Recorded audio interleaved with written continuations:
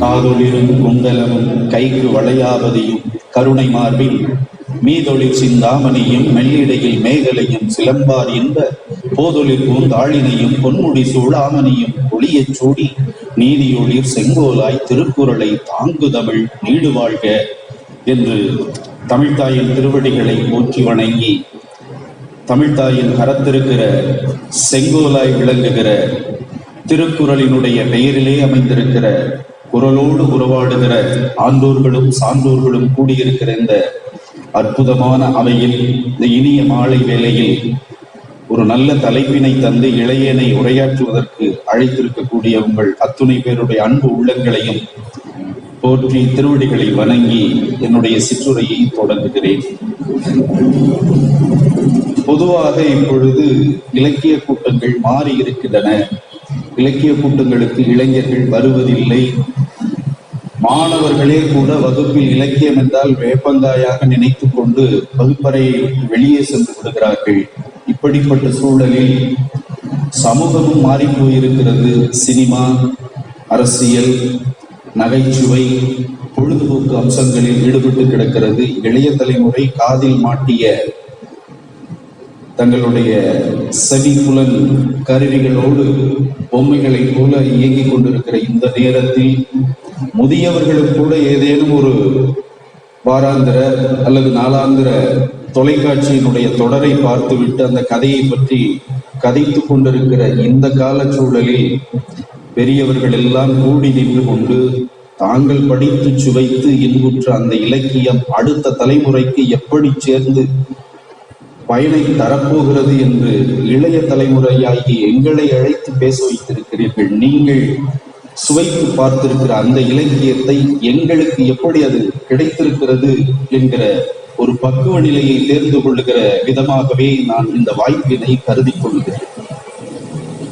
ஐயா அவர்கள் அற்புதமான வழிகாட்டுதலை எனக்கு முன்னால் தந்துவிட்டு போயிருக்கிறார். ஒரு கதையோடு அதை பொருத்தி பார்த்தால் எனக்கு இன்னும் அது சுவையாக தோன்றுகிறது. ஒரு பெரிய குருவும் அவருடைய சீடரும் உபன்யாசம் சொற்பொழிவாற்றுகிற பணியை செய்து கொண்டிருந்தார்கள். எங்கு போனாலும் அந்த குருவுக்குத்தான் முதலிடம். இந்த மாணவர் பின்னாலேயே அவருக்கு தேவையான உபகரணங்களை எடுத்து தருவதும் அவரோடு பின்னால் இருந்து கொண்டு தேவையான கருத்துக்களை எடுத்து மொழிவதுமாக இருந்து கொண்டிருந்தார். பல ஊர்களுக்கு போய் பல இடங்களில் சொற்பொழிவு செய்து மிக பெரும் புகழை அடைந்து விட்டார் அந்த குருநாதர். இப்பொழுது அந்த பின்னால் இருக்கிற மாணவருக்கும் சற்று ஆசை வருகிறது. என்ன ஐயா, நீங்களே முன்னால் போய் பேசிக் கொண்டிருக்கிறீர்கள், எனக்கும் ஏதாவது ஒரு வாய்ப்பு தந்தால் நான் மகிழ்ச்சியாக அதை செய்து விடுவேனே என்று குருவிடம் கேட்கிறார். குருவுக்கும் ஆசைதான். தம்மின் தம்மக்கள் அறிவுடைமை இல்லையா, அதனால் இவருக்கும் ஒரு வாய்ப்பு தந்து விடலாம் என்று கருதி ஒரு இடத்தில் நேரடியாக நீ மாணவனாக வந்தால் ஏற்றுக்கொள்ள மாட்டார்கள், இப்படி செய்து கொள்ளலாம், நான் குரு என்பதை மறந்து நான் மாணவன் என்று சொல்லிக் கொள்ளுகிறேன், நீ குரு என்று சொல்லிக்கொள், இப்படி மாற்றிக்கொண்டு நீ சொற்பொழிவை தொடங்கலாம் என்று சொல்லிவிட்டார். சொற்பொழிவு தொடங்கிற்று. என்னுடைய மாணவர் வந்திருக்கிறார் என்று குருநாதரை அறிமுகப்படுத்திவிட்டு மாணவர் குருவாகி சொற்பொழிவினை செய்து கொண்டிருக்கிறார். குருவிடம் இருந்து கற்றுக்கொண்ட உத்திகளின் மூலமாக சொற்பொழிவை திறமையாக செய்து விட்டார். ஏற்கனவே பல கூட்டங்களில் அவர் பேசி இருக்கிறதை பார்த்திருக்கிறார் இல்லையா, அதனால் எந்த இடைஞ்சலும் இல்லாமல் சொற்பொழிவு போய்விட்டது. ஆனால் அதற்கு அப்புறம்தான் கொஞ்சம் தடுமாற்றம். அவையிலிருந்து கேள்விக்கணைகள் பறந்து வருகின்றன. இது அவர் எதிர்பார்க்காது. ஏதோ பேச சொன்னால் பேசிவிடலாம், அங்கிருந்து கேள்வி கேட்டால் திரும்பி பதில் சொல்வதற்கு நமக்கு தெரியாதே என்கிற தயக்கத்தில், ஆனால் குருவிடமிருந்து கற்றுக்கொண்ட அந்த சாமர்த்திய யுக்தி இருக்கு இல்லையா, சமயோஜித புத்தின்னு சொல்லுவோம், அதனை பயன்படுத்தி கொண்டு அந்த சீடர் என்ன செய்தார், இந்த சாதாரணமான கேள்விகளுக்கெல்லாம் நான் பதில் சொல்ல வேண்டியதில்லை, இதற்கு அதோ இருக்கிறாரே என்னுடைய சீடர், அவர் பதிலை சொல்லிவிடுவார், அவரிடமே கேட்டுக்கொள்ளுங்கள் என்று சாமர்த்தியமாக சொல்லிவிட்டு அமர்ந்து விட்டாராம். இப்போது அப்படி தலைகீழாக மாறி ஐயா குருநாதராக இருந்து ஒரு வழிகாட்டுதலை தந்துவிட்டு தம்பி பார்த்துக் கொள்ளுவார் என்று எல்லாவற்றையும் தூக்கி என்னுடைய தலையில் சுமத்தி இருக்கிறார். ஏற்றுக்கொள்ளுகிறேன். இது எனக்கு மிகப்பெரிய கிடைத்த பெரிய பேர். ஆண்டோர்கள் சூழ்ந்திருக்கக்கூடிய அவை. பொதுவாகவே வரலாற்று சிறப்பு மிக்க ஒரு சித்த பூமி என்று போற்றப்படுகிற பூமி நம்முடைய புதுவை மண். இந்த மண்ணிலே தோன்றினாலே போதும், வாழ்தல் என்பது உய்தியை நோக்கியது என்று சொல்லக்கூடிய சித்தர் பூமி. சுப்பிரமணியராக வந்த ஒருத்தரை மகாகவியாக்கிய புண்ணிய பூமி. பாவேந்தரை புரட்சி கவியாக்கியதும், அதற்கு முன்னால் எத்தனையோ கவிகள் இருந்திருக்கிறார்கள், பின்னும் வந்திருக்கிறார்கள். ஆண்டோர்களும் சான்றோர்களும் நிறைந்த தொண்டை மண்டலம், சான்றோருடைத்து என்கிற பெருமையினுடைய இந்த பூமி. பக்கத்திலே இருக்கக்கூடிய இடைக்கழி நாடு என்று சொல்லப்படக்கூடிய சங்க இலக்கியத்தினுடைய மரபு நாம் எப்படி தொடர்பு கொண்டிருக்கிறோம் என்பதற்கு இதெல்லாம் சான்று பக்கத்திலேயே இருக்கிறது. மரக்காணத்திலிருந்து திண்டிவனத்திற்கு வரைக்கும் உள்ள அந்த நெடும் வழி இடைக்கழி நாடு. நல்லூர் நத்தத்தனார் என்கிற புலவர் சிறுபானாற்றுப்படை பாடியிருக்கிறார். ஒய்மா நாட்டு நல்லியக்கூடன் என்கிற இந்த வள்ளலை பற்றி பாடியிருக்கிறார். செல்வ வளம், அறிவு வளம், இயற்கை வளம் எல்லாமே கொழித்துக் கொண்டிருந்த அந்த பூமியில் பதிற்றுப்பத்தை பற்றி பேசுவதற்கு இது ஒரு சரியான தருணம். நினைத்து பார்ப்பதற்கு அத்துணை பத்துகளையும் படிக்க முடியுமா என்று கேட்டால் ஆயுள் போதாது. அத்தனைக்குள்ளும் ஐயா அவர்கள் சொன்னது போல அத்தனை செய்திகள் புதிந்திருக்கின்றன. வரலாற்று பெட்டகமாகவே திகழ்கிறது இந்த பதிற்றுப்பத்து. ஒரு கதையை முன்னால் சொல்லிவிட்டு ஐயா சொல்லிய இந்த காரணங்களுக்கு சில விடைகளை சொல்வதற்கு முற்படுகிறேன். பிற்காலங்களில் புத்த சமயத்தினுடைய ஒரு பிழிவாகவும் சார்பாகவும் தோன்றிய சென் கதைகளில் பெரும்பாலும் குரு சிஷ்ய மரபு என்பது உண்டு. தமிழ் மரபு ஆதியிலிருந்தே அப்படித்தான் தோன்றியது. ஆசான் மாணவர் என்கிற மரபில் அடிப்படையிலே தான் காலங்காலமாக இலக்கணங்கள் கற்பிக்கப்பட்டு வந்திருக்கின்றன. தமிழுக்கு இருக்கக்கூடிய மிகப்பெரிய அந்த பெருமையே வாழையடி வாழையென வந்த திருக்கூட்ட மரபு என்று எந்த மொழிக்கும் இல்லாத சிறப்பு. காலமாக தமிழில் அந்தந்த காலத்திற்கு அந்தந்த புலவர்கள் கவிஞர்கள் தோன்றி அந்த காலத்தை அற்புதமாக பதிவு செய்திருக்கிறார்கள், தமிழை வளர்த்திருக்கிறார்கள் என்பதுதான் தமிழுக்கு கிடைத்திருக்கிற மிகப்பெரிய சிறப்பு.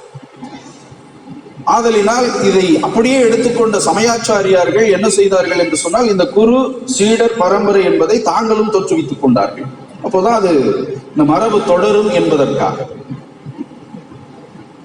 அந்த செங்கதைகள் எல்லாமே பெரும்பாலும் அந்த குரு சிஷ்யர் உறவிலே தான் இருக்கும்.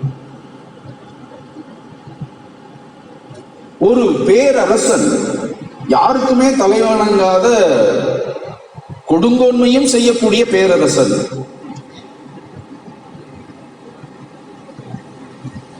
எப்போதெல்லாம் தன்னுடைய அரண்மனையை தாண்டி தன்னுடைய அந்த தலைநகரத்தை தாண்டி அடுத்த ஊருக்கு செல்ல அந்த வழியில் போகிறானோ அப்போதெல்லாம் அந்த ஊரினுடைய வெளியிலே இருக்கக்கூடிய ஒரு துறவி கந்தலாடையை உடுத்தி கொண்டு மிகவும் அமைதியாக தன்னுடைய யோக நிலையிலேயே ஆழ்ந்திருக்கக்கூடிய துறவி அவரை கடந்து போக வேண்டும். யாருக்குமே தலைவணங்காத அந்த பேரரசன் அப்படி போகிற போதெல்லாம் தேரை நிறுத்திவிட்டு தன்னுடைய அமைச்சரை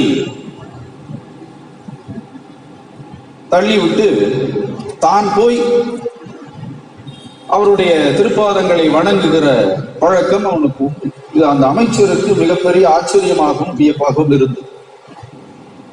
எவ்வளவு பெரிய மன்னர் நீர், நீ ஏன் போய் அவரை வணங்க வேண்டும் என்று கேட்டபோது அந்த அரசர் சொன்ன பதிலை விட உணர்த்தி காட்டி விடுவது என்று சொல்லி, அரசவைக்கு வா சொல்லுகிறேன் என்று சொல்லி கையில் ஒரு துணி போட்டு போர்த்திய ஒரு தட்டை தந்து, இதில் இருப்பது ஒரு தலை, இதை கொண்டு போய் சந்தையில் விற்று வா என்று சொன்னார். எடுத்துக்கொண்டு போன அமைச்சன் திறந்து பார்த்தான், அது ஒரு ஆட்டினுடைய தலை. சந்தையில் நல்ல விலை போகக்கூடிய நல்ல ஆட்டினுடைய விலை. அதை பார்த்தவுடன் மக்கள் போட்டி போட்டு கொண்டு அதை வாங்கினார்கள். விலை நன்றாக கிடைத்தது. கொண்டு வந்து அரசனிடம் தந்தார். மறுநாள் காலையில் இன்னொரு தட்டு, அதில் துணியை போட்டு மூடி விற்றுவா என்று சொன்னான். சந்தைக்கு போய் பார்த்தால், திறந்து பார்த்தால் அது ஒரு எருமையினுடைய தலை. ஆட்டினுடைய தலையாக இருந்தால் பயன்படுத்திக் கொள்ளலாம், எருமை தலையை வைத்து என்ன செய்ய போகிறோம் என்று மக்கள் கேள்வி கேட்ட பின்னால் யாரும் வாங்காத போது ஒரு வேட்டைக்காரர் தன்னுடைய வீட்டினுடைய முகப்பறையிலே காட்டெருமையை அடித்ததாக சொல்லி மாட்டிக்கொள்வதற்காக அந்த எருமையினுடைய தலையை மிக சொற்பமான விலைக்கு வாங்கி கொண்டு போனார். ஆட்டினுடைய விலையை விட எருமையினுடைய தலையின் விலை மிக குறைவு. அடுத்த நாள் ஒரு தட்டை தந்தார். அந்த தட்டு அது போலவே துணி போட்டு மூடப்பட்டிருக்கிறது. அதை எடுத்துக்கொண்டு அமைச்சர் போனார். போய் சந்தையிலே தான் அந்த தட்டினுடைய துணியை நீக்கி பார்த்தார். அது ஒரு மனிதனுடைய தலை. மனித தலை விலைக்கு வந்திருக்கிறது என்று சொன்ன உடனே சந்தையில் மிகப்பெரிய பரபரப்பும் கூச்சலும் ஏற்பட்டது. இது என்னப்பா வினோதமாக இருக்கிறது, ஆட்டினுடைய தலை சரி, மாட்டினுடைய தலை கூட சரி, மனித தலையை விற்பார்களா? முதலில் கொண்டு போய் அதை எரி அல்லது புதை என்று அறிவுரை கூறிவிட்டு யாருமே அதை வாங்கவில்லை. மாலை முழுவதும் முயற்சி செய்து பார்த்துவிட்டு இலவசமாகவாவது எடுத்துக்கொண்டு போங்கள் என்று சொன்னதற்கு கூட யாரும் பெறவில்லை. அந்த தலையை யாரும் வாங்கவில்லை என்று தெரிந்து கொண்ட அமைச்சர் திரும்பி தோல்வியோடு வந்து அரசரிடம் சொல்லுகிறார். என்ன ஆயிற்று? தலை விற்கப்படவில்லை. இது யாருடைய தலை தெரியுமா? தெரியாது அரசே. கடந்த முறை யாருக்கும் அடங்காமல் கொக்கரித்துக் கொண்டிருந்தானே போர்க்களத்தில் நமக்கு எதிரியாக இருந்த அரசன், அவனுடைய தலையை வெட்டி கொண்டு வந்தேன், ஒரு பாடமாக இருக்கட்டும் என்று. உனக்கு சரியான பாடமாக இருந்தது. யாரையுமே வணங்க மாட்டேன், எதற்கும் தலை குனிய மாட்டேன் என்று இருமார்ந்திருந்த அந்த மன்னனுடைய தலை கழுத்திலே, உடலிலே, உயிரிலே பொருந்தி இருக்கிற போது ஆடாத ஆட்டமெல்லாம் போட்ட இந்த தலை ஒரு ஆட்டினுடைய தலைக்கும் ஒரு மாட்டினுடைய தலைக்கும் கூட ஈடு இல்லாமல் போகிறதே. இதுதான் வாழ்க்கை. இதை தெரிந்து கொண்டதனால் தான் இப்பேற்பட்ட மணிமகுடம் சூடி இருந்த போதும் ஒரு துறவியினுடைய காலில் போய் விழுந்து நான் ஆசி பெறுகிறேன் என்று சொல்லி நான் அவரை வணங்கினேன், துறவியை வணங்கினேன் என்று இந்த கதையை அடிப்படை பாடமாக ஜென் எப்படி இருக்க வேண்டும், ஒரு துறவி எப்படி இருக்க வேண்டும், ஒரு அரசன் எப்படி இருக்க வேண்டும் என்பதற்கு அடையாளம் சொல்லி காட்டியிருக்கிறார்கள். அந்த கதையினுடைய பிரதிபலிப்பு தான் பதிற்றுக்கும். மூவேந்தர்களை பற்றி பொதுவாக பாடிய பாடல்கள் ஒருபுறம் இருக்கட்டும், புறநானூறு தனிப்பட்ட முறையில் தனிப்பட்ட மன்னர்கள் பெயர் சொல்லியே பாடுகிறோம். அப்படிப்பட்ட பாடல்களாக இருக்கட்டும். அதில் எந்த விதத்திலும் சேராமல் இடையிலே வந்து சேர்ந்து கொண்டவர்கள், ஒற்றுதற்குரியவர்கள், இன்றைக்கும் வாழ்க்கைக்கு வழிகாட்டிகளாக திகழ்த்து கொண்டிருக்கிறவர்கள் இந்த வள்ளல் பெருமான். அதனாலதான் வள்ளல் பெருமான் அப்படியே சொன்னார், வாழையடி வாழையென வந்த திருக்கூட்ட மரபு. எல்லா உயிரும் இன்புற்றிருக்க நினைப்பதுவே அன்றி வேறொன்று அறியேன் பராபரமே என்கிற இந்த உலக தழுவிய உயிர் இறக்க பண்பு சங்க காலத்திலேயே இருந்திருக்கிறது. நன்றாக பார்த்தால் தெரியும். பதிற்றுப்பத்தை படித்தவர்கள் சேர மன்னனுடைய போர் சிறப்புகளையும் வெற்றி சிறப்புகளையும் மிகுதியாக பாடிய புலவர்கள் தான் அதிகம். ஆனால் புறநானூற்றில் பார்க்கிற பொழுது இந்த கடையில வள்ளல்களினுடைய சிறப்புகள் அதிகம். எதனால் இவர்கள் இந்த மூவேந்தர்களுக்கு இணையாக வைத்து போற்றப்பட்டார்கள் என்பதற்கு இந்த பதிற்றுப்பத்திலேயே ஒரு சான்று இருக்கிறது. பதிற்றுப்பத்து சேர மன்னர்களை பற்றித்தான் பாடுகிறது என்று சொன்னால் அது சரியில்லை. அதற்குள் இலைமறை காயாக கபிலர் தன்னுடைய தலைவன் ஒருவனையும் புகுத்தி காட்டியிருக்கிறார் என்பதனுடைய நோக்கம்தான் நான் இந்த பதிற்றுப்பத்தை எடுத்துக்கொண்டதற்கு இந்த உரையினுடைய நோக்கம் அதை அடிப்படையாக சொல்லியிருக்கிறேன். வெவ்வேறு காலகட்டங்களில் வாழ்ந்த வெவ்வேறு புலவர்கள் தாங்கள் பாடிய இலக்கியங்கள் எல்லாம் அதற்கு பெயர்ல சிக்கல் இருக்கு. சங்கம் என்பது சரியா என்கிற கேள்விக்குறி இருக்கிறது. ஆனால் இலக்கியங்கள் கிடைத்திருக்கின்றன. ஒரு 6 மாத காலங்களுக்கு முன்னால் ஒரு கட்டுரையை படிக்க நேர்ந்த போது என்னுடைய கண்களில் இருந்து கண்ணீர் பெருக்கியது. அமரர் கல்கி அவர்கள் எழுதிய வீழ்ந்த ஆலமரம் என்கிற கட்டுரை. இந்த வீழ்ந்த ஆலமரம் என்று குறிப்பிடப்படுபவர் வேறு யாருமல்ல, தமிழ் தாத்தா உவே சாமிநாத ஐயர். கடல் கொண்டு போனதெல்லாம் நிறைய, தமிழ் இலக்கியங்களை கடல் கொண்டு போனதெல்லாம் நிறைய, மிச்சம் இருந்தவை ஆங்காங்கே பரணிலே ஓலைச்சுவடிகளிலே அங்கங்கே சொருகி வைக்கப்பட்டிருந்தன. அதனுடைய பலனோ பயனோ யாருக்கும் தெரியல. ஊராக சென்று தேடினார் என்று அந்த கட்டுரையை நீட்டிக்கிற அமரர் கல்கி அவருடைய நிறைவுக்காக அந்த கட்டுரையை எழுதியிருக்கிறார். அதுல ஒரு குறிப்பு சொல்றார், அவருக்கு நிறைய எதிரிகள் உண்டு. உவே சாமிநாத ஐயருக்கு நிறைய எதிரிகள் உண்டு. அதுல முக்கியமான எதிரி கரையான். கடல் கொண்டதெல்லாம் கொஞ்சம், இந்த கரையான்கள் கொண்டது நிறைய. அவற்றிடமிருந்து போராடி இவர் புறப்படுவதற்கு முன்னால், ரயிலிலோ பேருந்திலோ அல்லது மாட்டு வண்டியிலோ இவர் புறப்படுவதற்கு முன்னால் இவரை முந்திக் கொண்டு இந்த கரையான்கள் புறப்பட்டு விடுமா. எங்கே தமிழ் இருக்கிறது என்று சுவைத்து பார்ப்பதற்காக பரம் எவ்வளவு உச்சத்தில் இருந்தாலும் அங்கு போய் ஏறி அந்த ஓலைச்சுவடிகளை கடித்து தின்று விடுகிற மிகப்பெரிய எதிரியாக இந்த கரையான்கள் உவே சாமிநாத ஐயருக்கு விளங்கி இருக்கின்றன. இப்படியெல்லாம் தன்னுடைய வாழ்நாள் முழுவதையும் பாடுபட்டு சேகரித்து வைத்த அந்த இலக்கிய செல்வங்கள் சரியாக 100 ஆண்டு 1904 தான் 10 பாட்டை பதிற்றுப்பத்தை பதிப்பிட்டிருக்கிறார். சரியாக 115 ஆண்டுகள் எப்பேற்பட்ட நிலைமைக்கு நம்முடைய தமிழகம் ஆளாகி இருக்கிறது.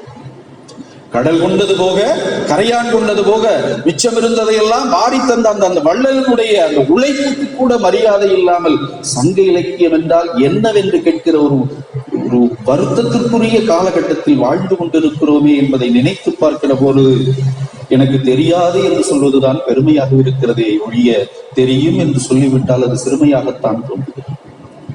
கொண்டாட வேண்டிய இலக்கியங்கள், தமிழ் மரபை, தமிழ் இலக்கியத்தின் உச்சத்தை, தமிழர்களுடைய செம்மார்ந்த வாழ்வை அடையாளம் காட்டுகிற காலத்தினுடைய கண்ணாடியாக இருக்கக்கூடிய அந்த பொக்கிஷங்களை எல்லாம் இழந்துவிட்டு வெற்று ஆடம்பரங்களை அணிந்து கொண்டிருக்கக்கூடிய நவீன யுக பொம்மைகளைப் போல ஆளாகிவிட்டு நம்முடைய அடுத்த தலைமுறையினரை பற்றி கவலை கொள்ளுகிற பெரியோர்களாக இருக்கிற நீங்கள் இந்த தலைப்பை தந்ததற்கு நான் உங்களை காலமெல்லாம் கையெடுத்து கும்பிடுவேன். படிப்பதற்கு ஒரு நல்ல வாய்ப்பினை தந்திருக்கிறீர்கள். அதிலும் 10 நல்ல பாடம்.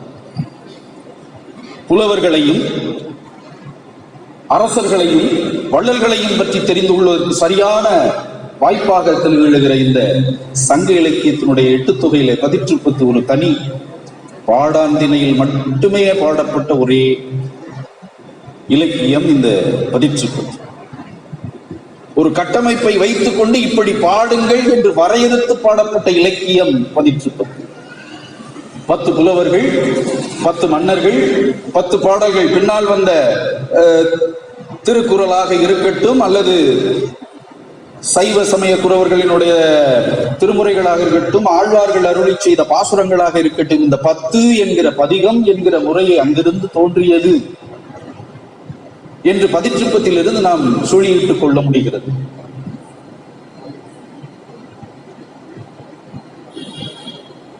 மூவேந்தர்கள் என்று பொதுப்பட வைத்து பாட, கடையெழு வள்ளல்கள் என்று சிறப்பித்து பாட தயாராக இருந்த வள்ளல்களை தம் பக்கமாக ஈர்க்க சேர மன்னர்கள் செய்த முயற்சி இந்த 10 தோற்றம். ஐயா அவர்கள் குறிப்பிட்ட போது சொன்னார்கள், இதில் அந்தணர்கள் இத்தனை பேர். அந்த வழக்கம் அப்போது இருந்ததா என்பதை ஒரு கேள்விக்குறியாக ஆக்கி கொண்டு வள்ளுவர் சொன்னதை இப்படி நான் இந்த இடத்திற்கு ஐயாவிற்கு நான் அதை ஞாபகப்படுத்த விரும்புகிறேன். அந்தனர் என்போர் அறவோர் மற்றெவ்வுயிர்க்கும் செந்தன்மை பூண்டொழுகலா. தனக்கு நேர்பட்டதை செய்கிற கற்றறிந்த அவரே ஐயா சொன்னார், பாண்டியன் அறிவுடை நம்பியினுடைய பாடல் என்று நினைக்கிறேன். பல்குடி பிறந்த மூத்தோருள்ளும் மூத்தோன் வருகை என்னாது இளையோன் வருக, அறிவுடையோன் வாறு அரசும் செல்லும். மேற்குடி பிறந்த 4 உள்ளும் கற்றவன் யாரோ அவனுக்கு தான் மரியாதை என்கிற பண்பு தலைத்தொங்கி இருந்த காரணத்தினால் இவர்களை அந்தனர் என்று ஒரு பாகுபாட்டில் ஒதுக்கிவிட முடியாது. ஆனாலும் 10 அப்படி குறிப்பிடுகிறது. அந்தணர்கள் என்றால் அவர்களுக்கு எந்த இன்னலும் செய்யாது விலகி இருக்கிற பண்பினை சேர மன்னர்கள் கொண்டிருக்கிறார்கள். பாண்டியர்கள் தமிழை தன்னுடைய சொந்த பொருளாகவே ஆக்கிக் கொண்டு சங்கத்தை நிறுவிக்கொண்டு தாங்கள் தான் தமிழை வளர்த்தோம் என்று சம்மார்ந்திருந்தவர்கள். சோழர்கள் சைவத்திலே திளைத்தவர்கள், சேரர்கள் வைணவத்தில் ஆழ்ந்தவர்கள். சேர மன்னர்கள் தங்களை சொல்லிக் கொள்ளுகிற போது திருமாலினுடைய அம்சம் என்று சொல்லிக் கொள்ளுகிற மரபு இன்றைக்கும் தொடர்ந்து உண்டு. இப்பேற்பட்ட மன்னர்கள் யாருக்கு பணிந்திருக்கிறார்கள் என்று சொன்னால் அந்த அந்தனர் என்கிற அறவோர் என்பவர்களுக்கு பணிந்திருக்கிறார்கள் என்பதை இந்த 10 காட்டுகிறது. போர் வெறி அதிகமுடையவர்கள் சேரர்கள். பாண்டிய நாடு முத்துடைத்து, சோழ நாடு சோறுடைத்து, இதெல்லாம் உற்பத்தி பொருள்கள். ஆனால் சேர நாட்டிலே சொத்தாக கருதப்படுகிற வேழம் போர்க்கருவியாக பயன்பட்டு இருக்கிறது. 10 படிச்சு பார்த்தீங்கன்னா யானையினுடைய பலம் என்னவென்று நமக்கு புரியும். கபிலர் பாடுறாரு, வாரியை நோக்கி மூவேந்தரும் படையெடுத்து வந்த போது கடந்தடு தானை மூவிரும் கூடி என்று பாடுகிறார். முத்தொள்ளாயிரம் சிறப்பித்து பாடுகிறது. சேர மன்னர்களை பற்றி பாடுகிற போது சேர மன்னர்களுடைய யானைப்படையை மட்டும் சிறப்பித்து பாடுகிறது. பனிக்கடலில் இரும்பு கப்பல் சென்றால் எப்படி இருக்குமோ, பகை மன்னர்களினுடைய கோட்டை கதவங்களை எல்லாம் உடைத்து தூள் தூளாக்கி விட்டு உள்ளே புகுகிற வலிமை பொருந்திய யானைப்படையை உடையவர்கள் சேரர்கள் என்று முத்தொள்ளாயிரமும் காட்டுகிறது. பதிற்றுப்பத்தும் அதையே காட்டுகிறது.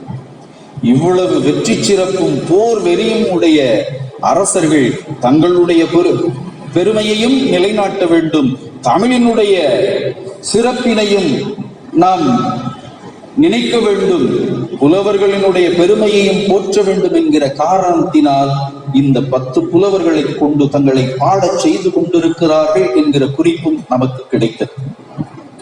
இதுல மாறுபட்டு பாடிய ஒரே ஒரு புலவரை மட்டும் நான் எடுத்துக்கொள்ளுகிறேன். இதுல வராமல் போன முதற்பத்தில் இருந்து ஒரு செய்தியை சொல்லிவிடுகிறேன். இதற்காகத்தான் அந்த கதையை சொன்னேன். யாருக்கும் வணங்காத தலை இந்த அறவோர்களை கண்டு வணங்கி இருக்கிறது, தமிழ் புலவர்களை கண்டு வணங்கி இருக்கிறது என்பதற்காகத்தான் இந்த மரபுதான் இன்றைக்கு உலகம் முழுவதும் பரவி இருக்கிறது, ஜென்னாக உயர்ந்திருக்கிறது, புத்தமாக இருக்கிறது, சமணமாக இருக்கிறது என்பதனுடைய அடிகோல் இங்கிருந்து தொடங்குகிறது. பதிற்றுப்பத்திலிருந்து அதுல வள்ளுவரனுடைய ஒரு கருத்தை ஏற்று தன்னுடைய வாழ்க்கையே அர்ப்பணித்துக் கொண்ட ஒரு மன்னனுடைய 10 முதலாவது 10ஆக இருக்கிறது. பெருஞ்சொற்று உதியன் சேரலாதன் என்பது அவனுடைய பெயர். அது உறுதிதானா என்பதில் மிக ஐயம் இருக்கிறது. முரஞ்சியூர் முடிநாகராயர் பாடிய பாடல் நமக்கு கிடைக்கவில்லை. ஆனால் மாற்றாக நமக்கு ஒரு சொத்து புறநானூற்றிலே முதற் பாடலில் சேர்ந்து விடுகிறது. அற்புதமான பாடல். மண் திணிந்த நிலனும் நிலன் ஏந்திய விசும்பும் விசும்பு தைவரு வழியும் வழி தலைய தீயும் தீ முரடிய நீரும் என்று அந்த பாடல் தொடங்குகிறது, அடியிட்டு தொடங்குகிறது. 5 பூதங்கள் இந்த உலகத்தால் உருப்பெற்றிருக்கின்றன, அல்லது இந்த உலகத்தை 5 பூதங்கள் கட்டமைக்கின்றன. ஆனால் அதற்கு உரிய சிறப்பே ஒன்றோடொன்று முரணானவை என்பதுதான். வானம் என்றால் அது மேல இருக்கும், பூமினா அது கீழே தான் இருக்கும். காற்றுக்கு நெருப்பு உதவும், சில நேரம் அணைக்கும். நெருப்புக்கும் நீருக்கும் எது மிகுந்திருக்கிறதோ அது தன்னை உயர்த்தி கொள்ளும். இப்படி ஒரு முரணானது. இதனாலதான் திருவள்ளுவர் பாடினார், ஒன்றா உலகத்து உயர்ந்த புகழல்ல. ஒன்றுபடாத உலகம். இந்த ஒன்றுபடாத உலகத்தில் நீ மட்டும் ஒரு நிலையில் எப்படி நிற்கிறாய்? உதியன் சேரலாதா என்று முரஞ்சியூர் முடிநாகராயர் கேட்டுவிட்டு, எத்தனையோ மன்னர்கள் எத்தனையோ சிறப்புகளை எய்தி இருக்கிறார்கள், ஆனால் உனக்குரிய சிறப்பு என்று ஒன்றை நான் தனித்து வரலாற்றுக்கு சொல்ல விரும்புகிறேன் என்று அந்த பாடலை முன்வைக்கிறார். புறநானூற்று பாடல்கள் எதனால் இந்த வரிசைப்படுத்தப்பட்டன என்கிற ஒரு பெரிய கேள்வி உண்டு. புறநானூற்றின் கால ஆராய்ச்சி எழுதிய மா ராசமாணிக்கனர் ஐயா அவர்கள் அது கண்டிப்பாக கால வரிசையில் தான் வைக்கப்பட்டிருக்க வேண்டும் என்று ஒரு குறிப்பை தருகிறார். காரணம், ரொம்ப தொன்மையான போர் என்று சொன்னால் பாரத போர். அந்த காலத்தில் வாழ்ந்தவன் இந்த பெருஞ்சொற்று உதியலாதன் என்கிற சேரமன்னன். பாண்டியனுக்கு இயல்பாகவே புகழ் இருக்கிறது, சோழனுக்கு இயல்பாகவே புகழ் இருக்கிறது. ஆனால் சேரனுக்கு என்ன புகழ் என்பதனை இந்த புறநானூற்றினுடைய முதற் பாடல் பதிற்றுப்பத்தில் கிடைக்காத சொத்தாக நமக்கு தருகிறது. உன்னுடைய காலத்தில் தான் பாரத போர் நிகழ்ந்தது. பாண்டவர்கள் ஒருபுறமும் கௌரவர்கள் ஒருபுறமுமாக நின்று கொண்டு பெரிய போரை நடத்துகிறார்கள். பாரதம் எங்கும் வந்திருக்கக்கூடிய மகாரதர்கள் ஏதேனும் போர் அணியில் சேர்ந்து கொண்டு தங்களுக்கான பங்களிப்பை ஏதாவது ஒரு அணியில் இருந்து கொண்டு போர் செய்ய வேண்டும் என்று வேண்டுகோள் விடுத்திருக்கிறார்கள். நீ என்ன செய்தாய் தெரியுமா என்று ஒரு கேள்வியோடு நிறுத்துகிறார். எந்த புறம் சேர்ந்தாலும் போர் செய்ய வேண்டும் என்று கருதியதனால் பெருஞ்சொற்று உதியலாதன் செய்த அற்புதமான வேலை அது. வள்ளுவத்தினுடைய குரல் என்று சுவாமிகள், குன்றக்குடி சுவாமிகள் அடிக்கடி சொல்லுகிற ஈக்குவாமிட்டி என்று ஆங்கிலத்தில் சொல்லப்படுகிற நடுவு நிலைமை, எவனியிலும் சேராத நடுவு நிலைமை பண்போடு இருக்கக்கூடியது. அதுதான் திருக்குறளினுடைய தோற்றத்திற்கு அடிநாதம், நடுவு நிலைமை பண்பு, ஈக்குவாமிட்டின்னு இங்கிலீஷ்ல சொல்லுவோம்.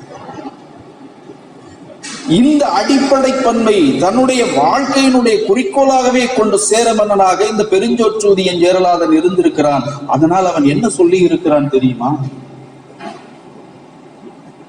கௌரவர்களுடைய படையிலும் சேரவில்லை, பாண்டவர்களுடைய படையிலும் சேரவில்லை. நீங்கள் எல்லாம் அடித்துக் கொண்டு இறப்பதற்காக நீங்கள் இங்கே வந்திருக்கிறீர்கள். எங்களுடைய மரபு அது அல்ல. நீங்கள் அடித்துக் கொள்ளுங்கள். ஆனால் நீங்கள் அடித்துக் கொள்வதற்கு ஊக்கம் தேவையில்லையா? சண்டையிடுவதற்கு, போர் செய்வதற்கு ஊக்கம் தேவையில்லையா? அந்த ஊக்கத்தை தருகிற உணவினை நான் கொண்டு வந்திருக்கிறேன். எங்கள் நிலத்தில் விளைந்திருக்கக்கூடிய சோறு, அரிசியில் இருந்து விளையக்கூடிய சோற்றை நான் கொண்டு வந்திருக்கிறேன். உணவு தருகிற வேலையை நான் ஏற்றுக்கொள்ளுகிறேன். போர்க்களத்தில் நான் இறங்கவில்லை என்று தன்னுடைய நிலைப்பாட்டை சொல்லிக் கொண்டு நடுநிலைமை பண்போடு நின்றிருக்கிறான். நடுநிலைமை பண்போடு நின்றிருக்கிறான். எத்தனையோ மன்னர்கள் எத்தனையோ சிறப்பினை பெற்றிருக்கிறார்கள். பெருஞ்சோற்றூதியன் ஜேரலாதனே, உன்னுடைய இந்த ஒரு சிறப்பு போதும். இது எவ்வளவு உயர்ந்தது தெரியுமா? அந்த இமயம் உள்ள வரையும் அது நிற்கும், இந்த புதியம் உள்ள வரையும் அது நிற்கும். அந்தணர்கள் வேள்வி செய்கிற காலம், நான் மறை இருக்கிற காலம் வரைக்கும் நிலைக்கும் என்று சொல்லி இந்த பதிற்றுப்பத்துல நம்ம திரும்பி திரும்பி பார்க்கிற போது போர்க்களத்து செய்திகளே மிகுதியாக, ஒருவேளை ஐயா சொன்னது போல உயர்வு நவிற்சியிலேயே புகழப்பட்டிருக்கிறதோ என்கிற ஐயம் வருகிறதை போல அப்படி பாடப்பட்டிருப்பினும் முதலாவது பத்திலேயே சேர மன்னர்களுடைய மற்றொரு முகமும் படைமடம் அல்ல, கொடைமடமும் அவர்களுக்கு இருந்திருக்கிறது, உயிரிழக்க பண்பும் இருந்திருக்கிறது, நடுவு நிலைமை பண்பும் இருந்திருக்கிறது என்பதனை இந்த முரஞ்சியூர் முடிநாகராயர் கண்டிப்பாக அந்த 10 பாட்டினுடைய பதிற்றுப்பத்தினுடைய முதல் பத்தில் பதிவு செய்திருக்க கூடும். அது கிடைக்கவில்லை. அதனால் புறநானூற்றில் இருந்து இந்த பாடலை நாம் எடுத்துக் கொள்கிறோம் என்பதை இங்கு பதிவு செய்து கொள்ள விரும்புகிறேன். இந்த 2வது பத்தில் இருந்து 9வது பத்து வரைக்கும் இடையிலே இருக்கக்கூடிய பல சேர மன்னர்கள்ல ரொம்ப மாறுபட்டு இருந்தவன் செல்வக்கெடுங்கோ வாழியாதான். பரணருடைய காலமும் கபிலருடைய காலமும் 7வது பத்தில் இடம்பெற்றிருக்கக்கூடிய அந்த காலத்தில் வாழ்ந்தவன். சரியாக கணக்கிட்டு சொல்ல வேண்டும் என்று சொன்னால் பாறையினுடைய காலத்தை வரலாற்று ஆய்வாளர்கள் கிபி 72 என்று 1ஆம் நூற்றாண்டினுடைய இறுதிப் பகுதியில் அடையாளப்படுத்துகிறார்கள். கிட்டத்தட்ட 2ஆம் நூற்றாண்டினுடைய தொடக்கத்தில் அல்லது 3ஆம் நூற்றாண்டினுடைய தொடக்கத்தில் சிலப்பதிகாரம் தோன்றிவிடுகிறது. அதனால் செல்வக்கெடுங்கோ வாழியாதான் முன்னாலேயே இருக்கிறார். கபிலருக்கு அடுத்த பரம்பரையில் இளங்கோடிகள் அந்த புலவர் வரிசையில் சேர்ந்து விடுகிறார். இன்று 3 வேந்தர்கள் கூடி பரம்பு மலை என்கிற ஒரு மலையையும் பரம்பு நாடு என்கிற 300 ஊர்கள் அடங்கிய ஒரு குறு நாட்டையும் 3 வேந்தர்களும் சூழ்ந்து கொண்டு தாக்கி இருக்கிறார்கள் என்பது வரலாற்றில் மிக முக்கியமான, ஆனால் பலருக்கும் தெரியாமல் போன செய்தி. எல்லா பாடல்களிலும் இந்த மூவேந்தர்கள் என்கிற செய்தி இருக்கிறதே தவிர அந்த 3 வேந்தர்கள் யார் என்கிற தனிப்பட்ட குறிப்பு பதிவு செய்யப்படவில்லை. இதை யாரும் பெரிதாகவும் எடுத்துக்கொள்ளவில்லை. பாரியை கொலை செய்வதற்கு ஏன் 3 வேந்தர்கள் போயிருக்க வேண்டும்? பாரியினுடைய அவைக்கள புலவராக கபிலர் இருந்திருக்கிறார். கபிலர் கூட தன்னுடைய பாடல்களில் இதை பதிவு செய்யவில்லை. என்ன காரணம் என்று கேட்கிற போது இந்த பதிற்றுப்பத்தினுடைய இன்னொரு முடிச்சு அங்கிருந்து தோன்றுகிறது.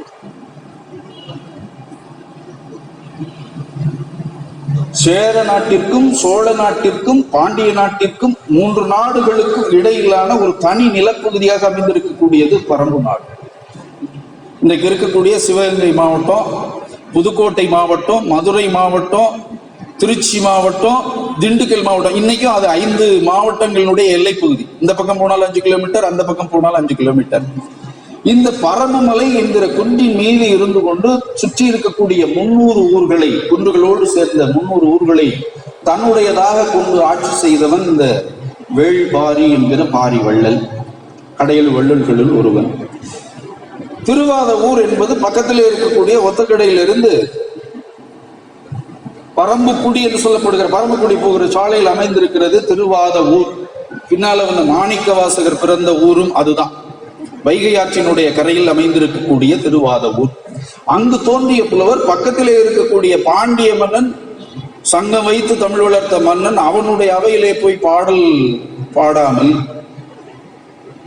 சோழனை பாடாமல், சேரனை பாடாமல், தன்னுடைய தலைவன் யார் என்று தேர்ந்து கொள்வதற்காகவே பலரை தேடி அலைந்திருக்கிறார். அப்படி போகிற போதுதான் பேகனை பார்த்துவிட்டு அவனை தன்னுடைய தலைவனாக கொள்ள வேண்டும், பாட வேண்டும் என்ற ஆசையினால் பாடியும் இருக்கிறார்.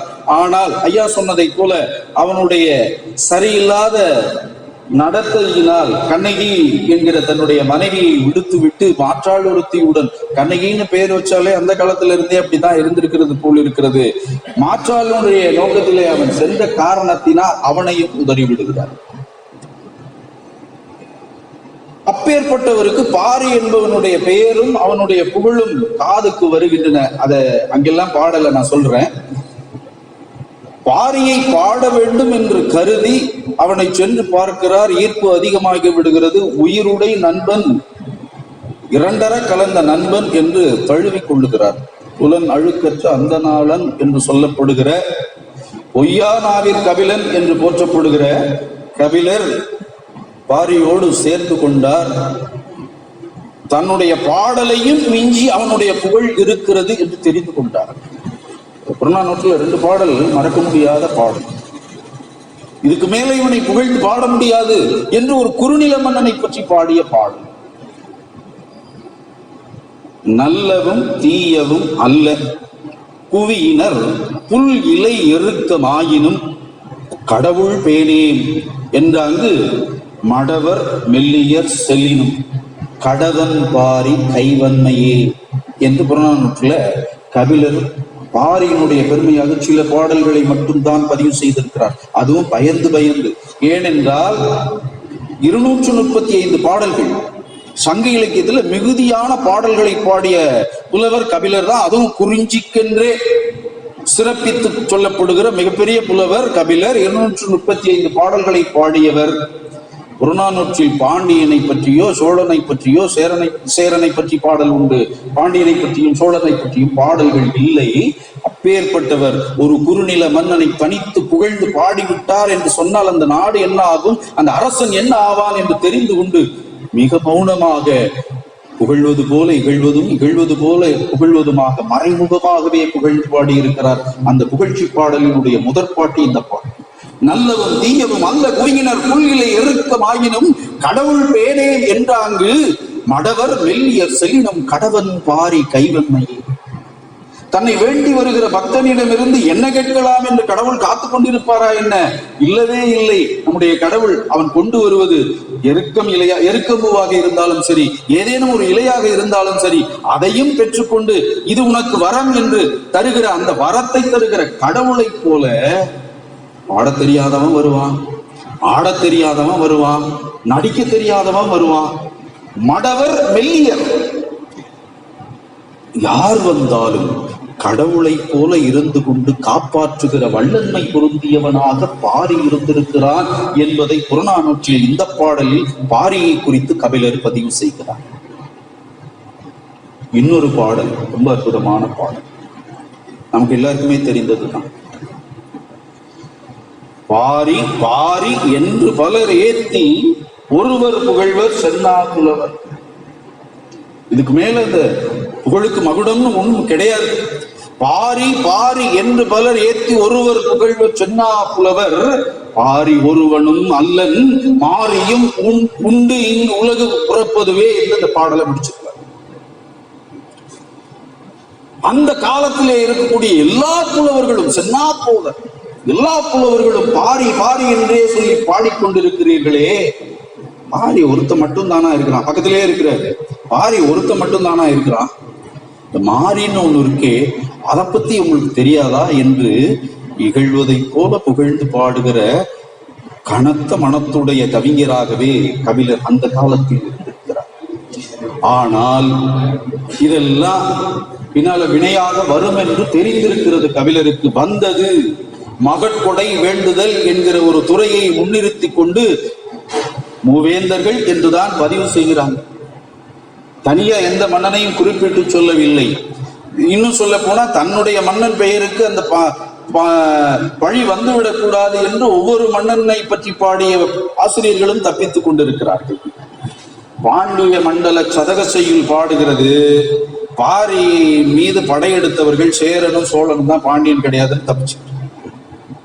சேரனை பற்றி சொல்லுகிறவர்கள் சேரன் அந்த போரில் கலந்து கொள்ளவில்லை என்று சொல்லிவிடுகிறார்கள். சோழனுக்கு உறவாகவே பாரி இருந்திருக்கிறான். சோழ வம்சாவளியினுடைய உறவுதான் பாரியினுடைய மனைவி என்கிற கூற்றும் உண்டு. சோழனை பற்றி சோநாட்டு அண்ணல் என்கிற தலைப்பில் புறநானூற்றுல முற்றுப்பெறாத ஒரு பாடலும் இருக்கிறது. பதிற்றுப்பத்தை பற்றி பேச வந்துவிட்டு பாரியை பற்றி பேசுகிறானே என்று நினைத்து விட வேண்டாம். பதிற்றுப்பத்திற்குள் பாரி எப்படி வந்தால், சேர மன்னர்களுக்கு கபிலர் என்ன அறிவுரை சொன்னார் 7ஆம் இடத்தில் என்பதனுடைய சுருக்கமாக நான் சொல்லி நிறைவு செய்கிறேன். பெரியவர்கள் காத்துக் கொண்டிருக்கிறீர்கள், இளையவன் அவ்வளவு நேரம் எடுத்துக் கொள்ளக்கூடாது. மகட்படை வேண்டுதல் என்கிற துறையை முன்னிறுத்தி கொண்டு பாண்டியனும் சேரனும் சோழனும் அதுவும் ஒரு பிரச்சனை இருக்குது. வரலாற்றை சரியாக பதிவு செய்யாதவர்கள் தமிழர்கள் என்கிற பெரும் பிழை நமக்கு உண்டு. காரணம், நாம் முறையாக தொகுக்கவில்லை, தொகுத்தவற்றை பின்னால் வருகிற தலைமுறைக்கு கற்றுத்தரவில்லை. அதுதான் நம்முடைய பெரிய பிரச்சனை. இந்த சங்க இலக்கியத்தினுடைய பதிவுகளுக்கு முன்னெல்லாம் அயல்நாட்டார் குறிப்புகள் உண்டு. வரலாற்று ஆய்வு படிக்கிறவங்க கண்டிப்பா தெரிஞ்சுக்க வேண்டிய 2 பெயர்கள் உண்டு. ஒன்று தாலமி அண்ட் பிலினி. செங்கடர் பயண கையேடு என்கிற ஒரு நூல் ரொம்ப முன்னால வந்தது.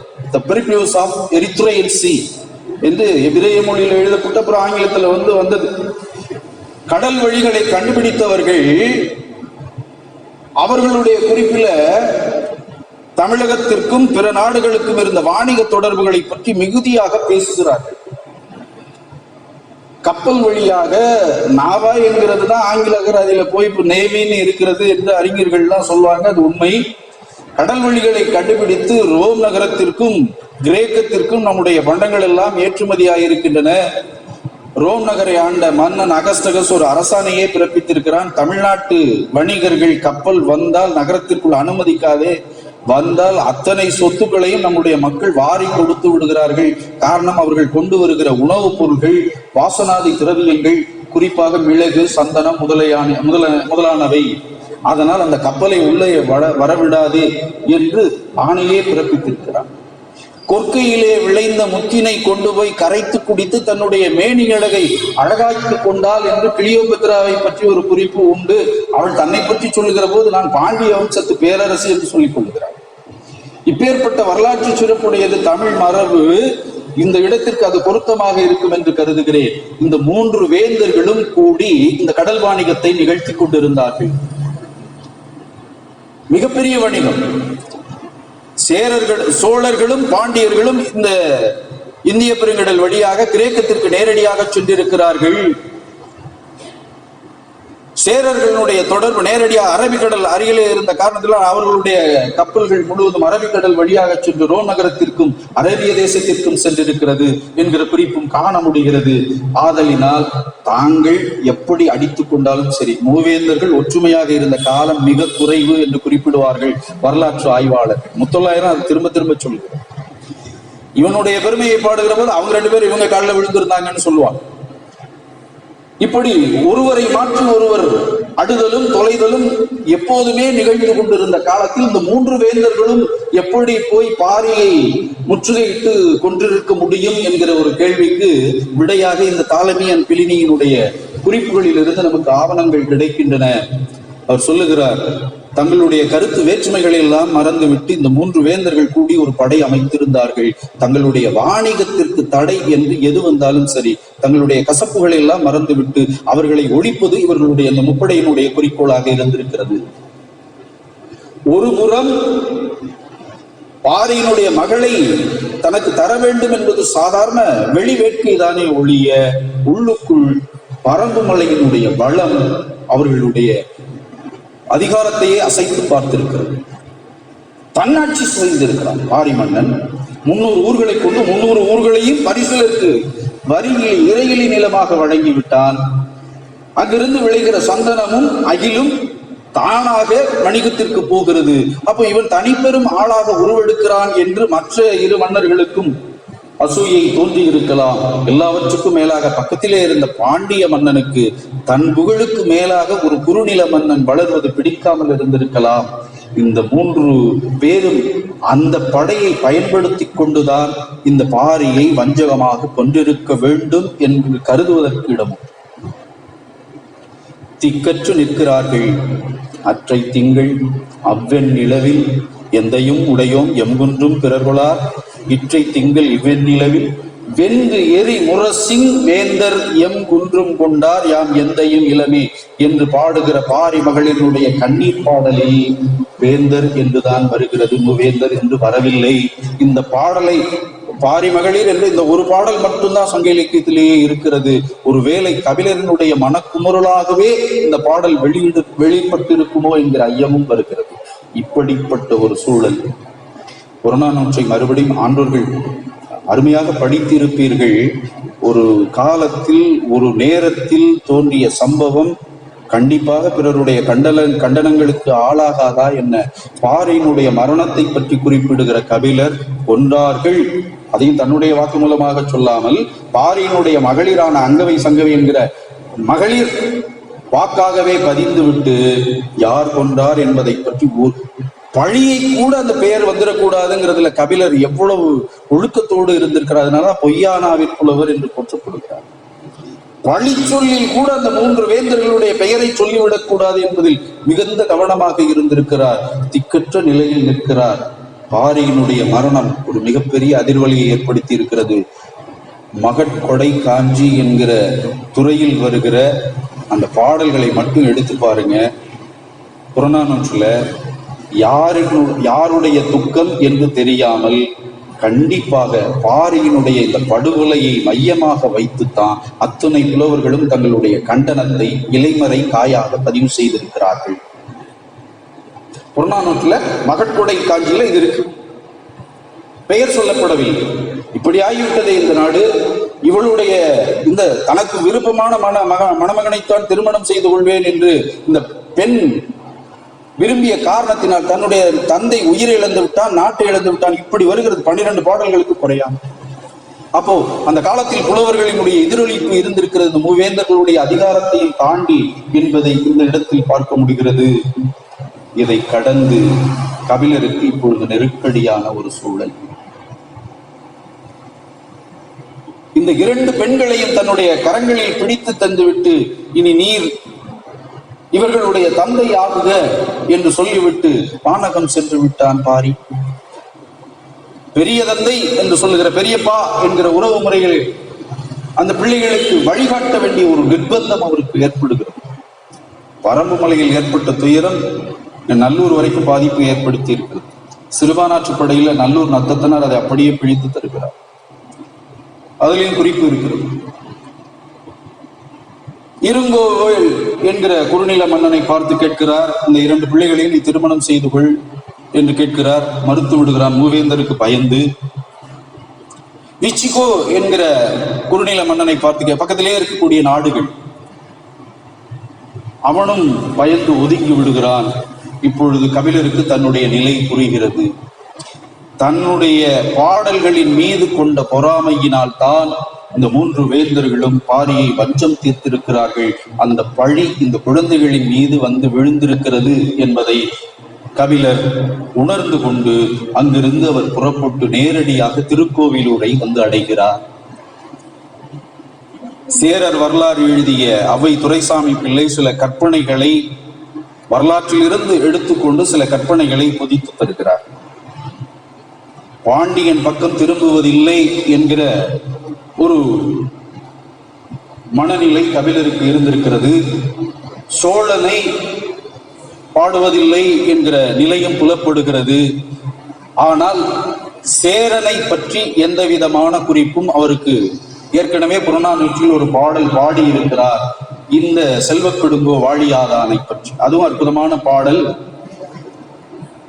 சேரமன்னன் கேட்கிறான், இந்த ஆழியாதன் கேட்கிறான், ஐயா புலவரே, உங்களுடைய கைகள் மட்டும் ஏன் இவ்வளவு மென்மையாகவும் மிருதுவாகவும் இருக்கின்றனவே, என்னுடைய கைகள் வன்மையாகவே இருக்கின்றன என்று காலத்தால் முந்தைய பாடலாக இருக்க வேண்டும். 10 பாடுவதற்கு முன்னாலேயே ஆழியாதனை பற்றி கபிலர் பாடியிருக்கிறார். அவன் கேட்ட கேள்விக்கு பதில் சொல்வதற்காக கபிலர் இப்படி சொல்லுகிறார்: அப்பா, எமக்கு தொழில் கவிதை. நீ தருகிற அறுசுவை உண்டியை உண்டு உண்டு விட்டு பாடல் எழுதுவதை தவிர எனக்கு வேறு எதுவும் வேலை இல்லை. ஆனால் உனக்கு தொழிலே கொலை. கத்தியையும் வாளையும் வேலினையும் பிடித்துக் கொண்டு சண்டையிடுவது, போர்க்களத்திலே நின்று சண்டையிடுவதுதான் உனக்கு வேலை.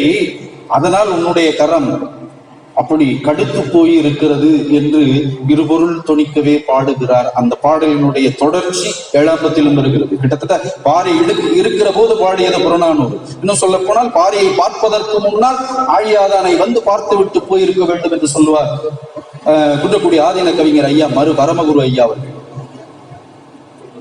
இப்பொழுது தன்னுடைய தலைவன் இறந்து விட்டான்.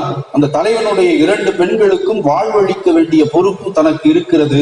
கொண்டு போய் திருக்கோவிலூரில் இருக்கக்கூடிய மலையமான் திருமுடிக்காரியிடம் ஒப்புவிக்கலாம், ஏற்றுக்கொள்வதற்கு தயாராக இருக்கிறான். ஆனால் பெண் பிள்ளைகள் இல்லையா? எந்த பொருளும் இல்லாமல் கொடுப்பதற்கு என்ன நியாயம் இருக்கிறது என்கிற மனக்கிலேசத்தில் கபிலர் யோசிக்கிறார். இந்த இடத்தில் அவை துரைசாமி ஐயா பிள்ளையை தருகிற குறிப்பு மிக முக்கியமானது. பரணர் இடிந்து போயிருக்கிற தன்னுடைய நண்பரை பார்த்து இப்படி ஆகிவிட்டதே என்று வருத்தப்படுகிறார். அவருடைய வாழ்க்கையை மீட்டமைக்க வேண்டுமே என்று அவருக்கு அறிவுறுத்தும் முகத்தான், நீங்கள் ஒரு முறை வந்து செல்வக்கடுங்கோ வாழியாதானை சந்தியுங்கள், எல்லாம் சரியாகும் என்று சொல்லுகிறார். அவன் காலத்தில் வாழ்ந்திருக்கிறார் பரணர், அவனை பாடவில்லை. அந்த வாய்ப்பை தன்னுடைய நண்பருக்கு ஏற்படுத்தி தந்து அவருடைய வாழ்க்கையில் ஏற்பட்ட மிகப்பெரிய மாற்றத்தை, அழுத்தத்தை மாற்றுவதற்காக இந்த வாய்ப்பை அவருக்கு ஏற்படுத்தி தருகிறார். 7வது பத்து இருக்கு இல்லையா, கபிலர் பாடிய 7வது பத்து இப்படித்தான் தொடங்கி இருக்கிறது. அவை துரைசாமி பிள்ளை தருகிறார். எப்படி இறந்து போனான் என்பதை பற்றி இனி பேசுவதற்கு இடமில்லை. பரணர் சொல்வதாக, எப்படி இறந்து போனான் பாரி என்பதை பற்றி இனி பேச வேண்டியதில்லை. நடந்தது நடந்து விட்டது. இனி அந்த பிள்ளைகளினுடைய நலத்தை நீ பார்க்க வேண்டும். சேர மன்னர்களுடைய கொடைப்பெருமையை நீங்களும் தெரிந்து கொள்ள வேண்டும் என்பதற்காக நீங்கள் வாருங்கள் என்று சொல்கிறார். எந்த மனத்தை வைத்துக் கொண்டு போவது சேர மன்னனை பார்ப்பதற்கு? 7ஆம் பத்து தோன்றிய விதம் அதுதான். 7ஆம் பத்து தோன்றிய விதம் அதுதான்.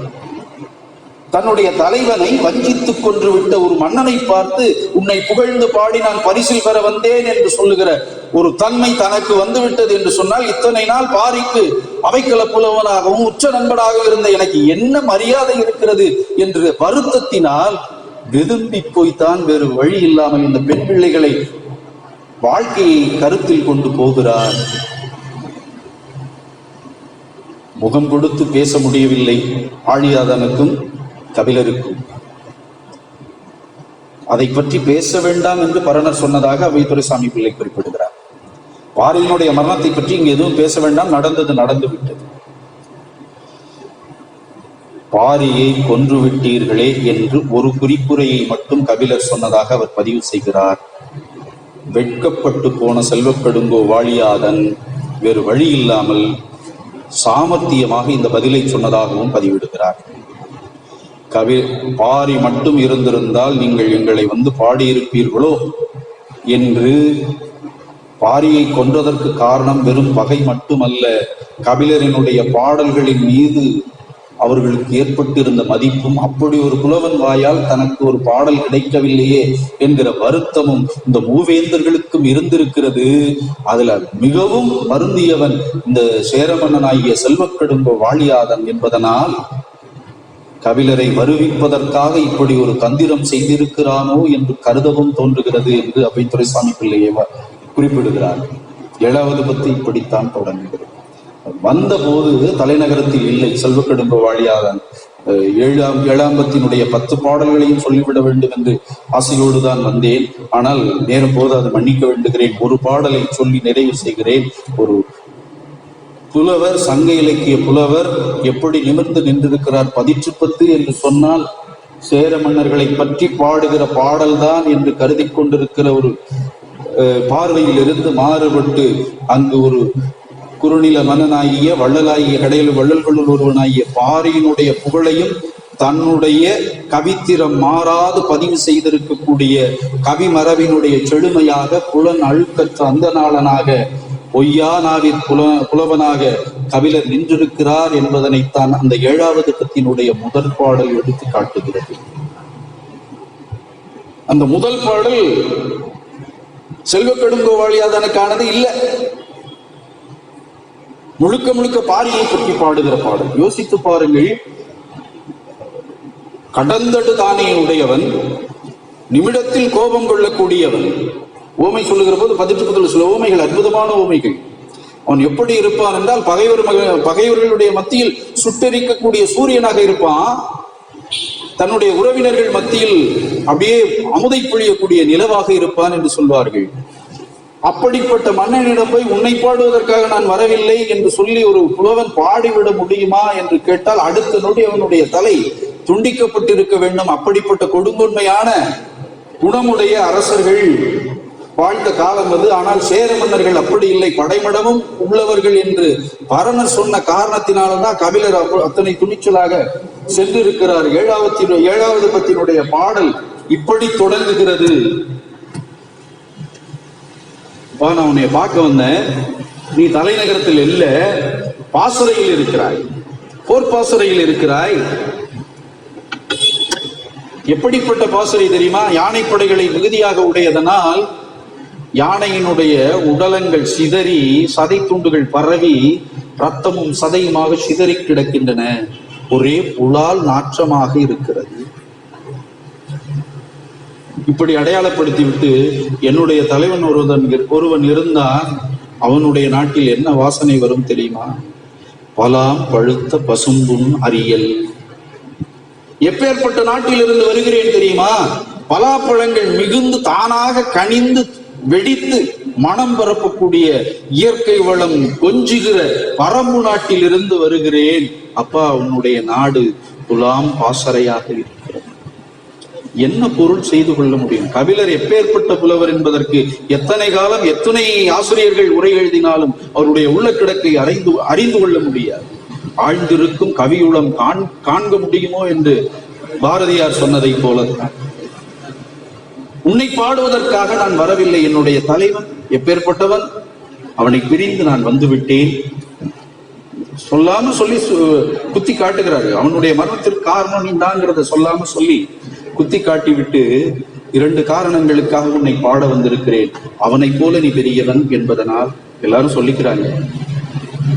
ஈத்தது இறங்கான் ஈத்தொன்று மகிழான், அந்த காரணத்திற்காக பாட வந்திருக்கிறேன் என்று தன்னுடைய நிலை சற்றும் தவறாத, சேர மன்னர்களுடைய பெருமை எப்படி நடுநிலைமையோ அதை விட உயர்ந்த நடுநிலைமை இந்த புலவர்களினுடைய நடுநிலைமையாக இருந்திருக்கிறது. தன்னுடைய தலைவனை மாற்றி இறந்துவிட்ட பின்னால் பொண்ணுக்காகவும் பொருளுக்காகவும் போய் புறந்து இன்னொரு மன்னனை பாடிவிட்டான் என்கிற பழி தனக்கு வந்துவிடக் கூடாது என்று கருதியும், இந்த பெண் பிள்ளைகளை வாழ வைக்க வேண்டிய, பொருள் சேர்க்க வேண்டிய கட்டாயம் தனக்கு இருப்பதனாலும் கபிலர் 7வது பத்தை இயற்றி தருகிறார். அதனுடைய முதல் பாடலை மட்டும் நான் உங்களுக்கு படிச்சு காமிக்கிறேன். நேரம் கருதி இதனை விரிவாக இன்னொரு வாய்ப்பு கிடைக்குமானால் நான் பேச விரும்புகிறேன். 18 ஒரு பத்தை எடுத்துக்கொண்டேன். ஒரு பத்திலும் ஒரு பாடலை மட்டும் தருகிறேன். ஒரு பானை சொற்றுக்கு ஒரு சோறு பதம் என்பதை போல இத்தனையும் இதனுள் பொதிந்து கிடக்கிறது என்பதனுடைய அடையாளமாக இதை சொல்லுகிறேன். பலாம் பழுத்த பசும்புன் அரியல், வாடை துறக்கும் நாடு கெழு பெரு விரல். என்னுடைய பாரியினுடைய நாடு வாடை தூக்கும் நாடு கெழு பெருவிரல், ஓவத்து அன்ன வினை புனை நல்வில். பாரியினுடைய மனைவியை பற்றி கபிலர் வேற எங்கேயுமே சொல்லல. குடும்பத்தினுடைய பெருமையை பற்றி சொல்லல. பாரி இருந்த போது அவனுடைய புகழை பற்றி மிகுதியாக சொல்லல. இந்த இடத்துல ஒரு அற்புதமான மனையறம் திகழ்ந்த ஒரு மனைவியினுடைய நல் கணவன் என்று சொல்கிறார். நல் மனைவி, நல்கில் பாவை என்ன நல்லோள் கணவன். ஓவியத்தை போல இருக்கக்கூடிய அற்புதமான ஒரு கற்புடை மகளினுடைய கணவன் என் தலைவன். பொன்னின் அன்ன பூவின் சிறு இலை, புங்கால் உண்ணத்து பகைவன் என்கோ. உண்ணத்து பகைவன், உண்ண மரத்தினுடைய பகைவனாக விளங்கக்கூடியவன் எப்படிப்பட்ட உள்ளமுடையவன் தெரியுமா? ஊமையை சொல்றாரு. புலர்ந்த சாந்தின் புலரா ஈகை மலர்ந்த மார்பின் மாவன் பாரி. அவனுடைய நெஞ்சிலே பூசி இருக்கக்கூடிய பரம்பு மலையில் விளைந்திருக்கக்கூடிய சந்தனம் காய்ந்திருக்கலாம். உள்ளத்திலே இருந்து ஊறக்கூடிய அவனுடைய கொடை திறம் இருக்கிறதே, அவன் இறந்த போது கூட அவனது பற்றி போய்விடவில்லை. குளர்ந்த மார்பின் குளராயிகை மலர்ந்த மார்பின் மாவன் பாரி முழவு மண் புலர இரவலர் இணைய வாரா சேன்புலம் படர்ந்தோன் அழிக்க. 2 பிள்ளைங்களை விட்டுட்டு இறந்துட்டான், அல்லது எனக்கு உணவு தந்து கொண்டிருந்தவன், எனக்கு பொருள் தந்து கொண்டிருந்தவன் இறந்து விட்டான் என்று கபிலர் பதிவு செய்யவில்லை. தன்னை நாடி வந்த புலவர்களுக்கும், தன்னை நாடி வந்த கூத்தர்களுக்கும், தன்னை நாடி வந்த பரிசிலர்களுக்கும் அவர்களுடைய உணவு தட்டு காய்ந்து போகுமாறு ஏமாற்றத்தை தந்துவிட்டு அந்த மன்னன் இறந்து விட்டான்.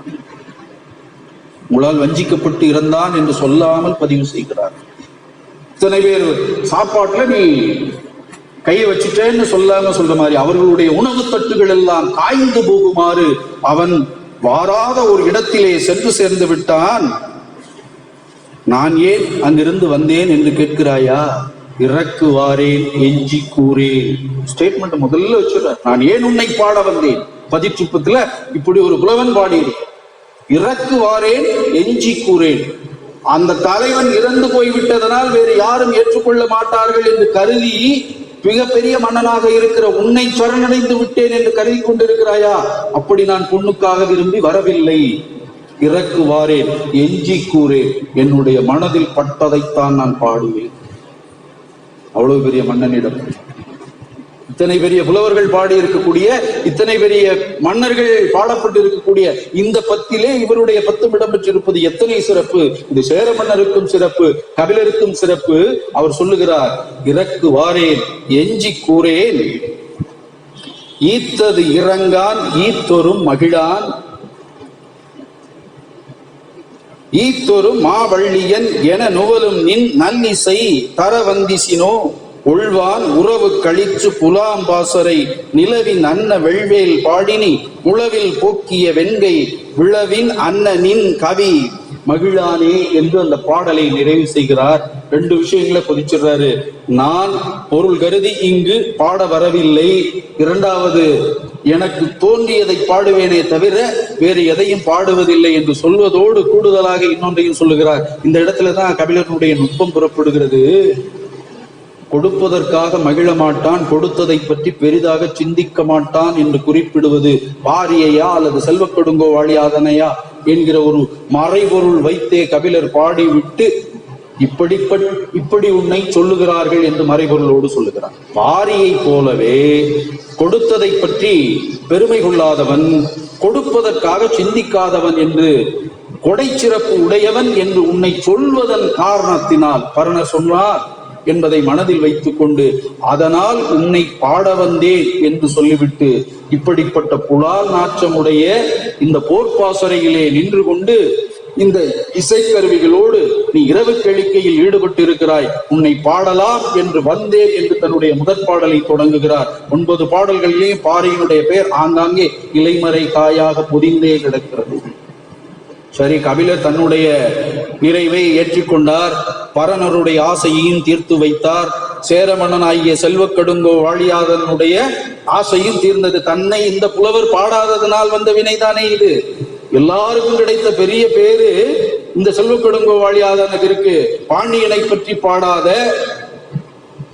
சோழனை பற்றி பாடாத கபிலர் இப்படி சேர மன்னனுக்காக ஒரு 10 பதிற்றுப்பத்தில் ஒரு 10 பாடி இருக்கிறார் என்பது அந்த சேர மன்னனுக்கு பெரிய சிறப்பாக அமைந்திருக்கிறது. அதனால் அவனுக்கும் அது சிறப்பு என்று சொல்லிக்கொண்டு அதை அவன் ஏற்றுக்கொண்டிருக்கிறான், புன்முகத்தோடு ஏற்றுக்கொண்டிருக்கிறான் என்பதை அந்த பரிசில் காட்டுகிறது.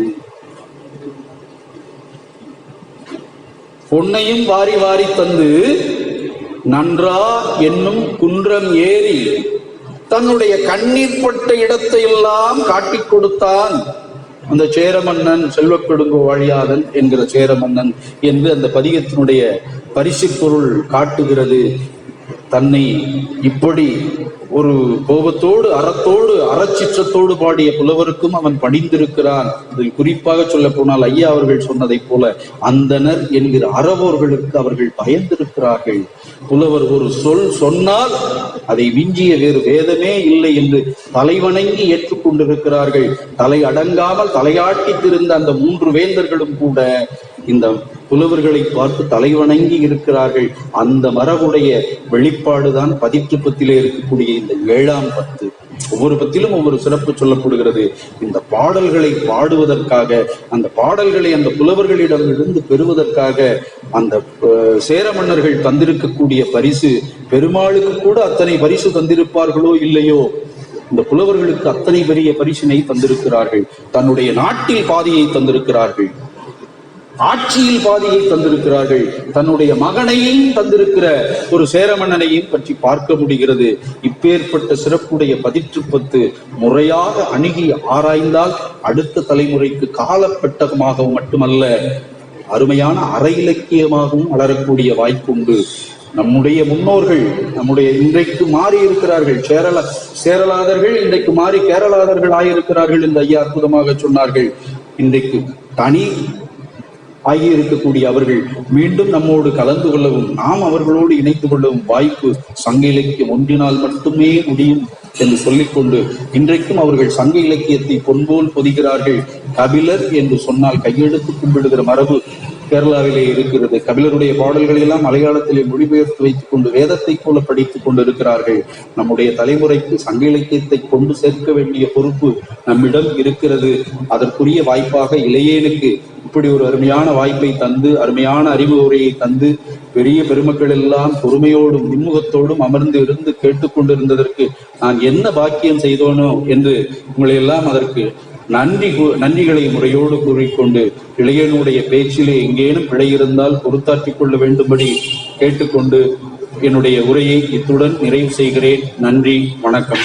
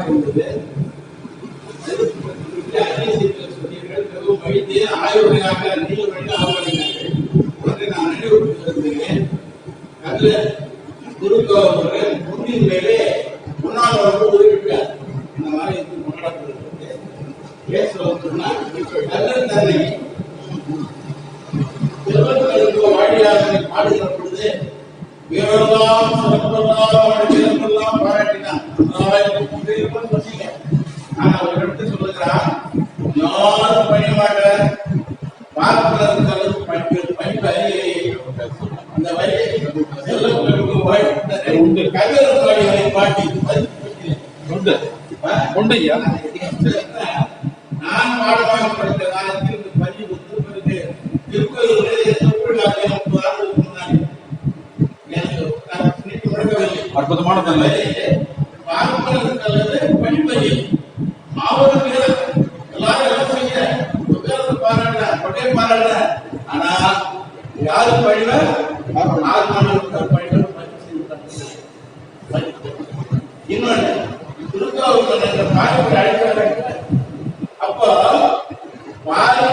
எப்படியாவது மனம் முடிக்க வேண்டும் என்று கருத்து ரொம்ப தெரியல. ஒரு வரி சொன்னீங்க, இருங்கோல் மன்னன் பலர் செய்த சொல்ல ஒரு நேரம் இல்லை. இருங்கோல் மன்னன் கருத்து 2 மணியாக போய் 2 மணிக்கு பாதி வகையில் சொல்லுகிறான். ஆனால் அவர் மறுத்துவிடுகிறார். அப்போ கோபம் வந்து இருங்கோல் மன்னன் கருத்து பாட்டு ஏமாட்டில்லை. இவரையாவது பாடி மகனி தெரியும். மருந்து போறவன் பாய் மகளே அந்த கொட்டு வந்தவனை அந்த கொட்டு வந்தவன் என்று தன்னை அடையாளப்படுத்தி காட்டுகிறான் கதர். அங்கே வருவமாக இங்கே வருவமாக பார்ப்பதற்கு படிவாக திருப்பவர்களே 65 பணியாற்றி அந்த மலை பணியாற்றினது பெரிய குண்டு. அந்த குண்டு எடுத்து வரலாறு நான் போன பிறகு அங்கங்களுக்கு சான்றெடுத்து காட்டி என் அன்பு மாணவர்களை பதிவு செய்து 66 கவிதை துறைகளை கவிதை விழா நடந்து ஏற்பாடு செய்தேன். இதுவரை மாபெரும் விழா நடந்து கொண்டிருக்கிறது. அதுக்கு பதிவு செய்து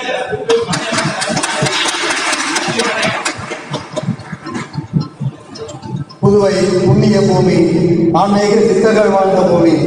அப்படிப்பட்ட இந்த பூமியில் அருந்தமிழ் புலவர்கள் வாழ்கின்றார்கள். அதற்கு பல்வேறு பல ஆதீனங்கள் தமிழையும் பல ஆன்மீகத்தோடு தமிழையும் வளர்த்து வருவதை நாம் அறிவோம். அத்தகைய நிலையில் நமக்கு கிடைத்த மிகப்பெரிய பொக்கிஷம் பொம்மபுர ஆதீனம்.